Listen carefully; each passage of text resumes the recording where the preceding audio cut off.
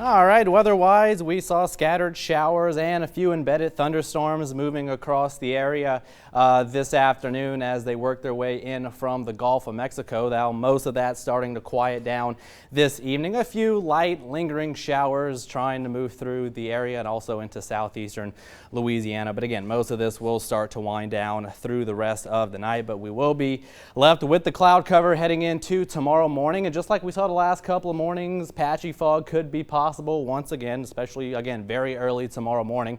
That'll give way to partly to mostly cloudy skies through tomorrow afternoon. Now, there's still going to be enough lingering moisture across the region where we could see a brief shower or even an isolated thunderstorm through the course of tomorrow afternoon. So we'll hold rain chances at around 20% or so. Another warm one, though. Those high temperatures will top out in the lower 80s and even a little bit of a heat index out there in the mid 80s. And then tomorrow evening looking pretty good as well. Now, as we switch gears here to the tropics, open it up.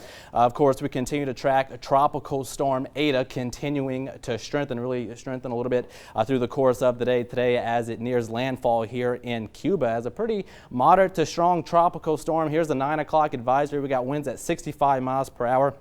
Moving to the northeast at 13, eventually heading for the South Florida coastline here as we head into Monday. Again, it's a pretty strong tropical storm. Hurricane strength is 74 miles per hour, so just underneath that strength. So hurricane watches are actually in effect. And then a hard bend here into the eastern Gulf of Mexico where it's going to kind of meander around for a couple of days as the upper level steering currents kind of break down here and then trying to drift northward heading a little bit later on into next week as it continues to weaken. But notice well east of our area here in Louisiana, so at least at this point it continues to be no threat to us here in Acadiana. But of course, anything entering the Gulf of Mexico, we're going to have to keep a close eye on through the next several days. So here we go with the futurecast temperatures. Waking up tomorrow morning will be a milder start. Low temperatures only dropping into the lower and mid 60s, and then again another warm one tomorrow afternoon with those high temperatures topping out in the upper 70s to lower 80s under partly to mostly cloudy skies. Heading into Monday morning, we'll see those low temperatures in the lower to mid 60s once again,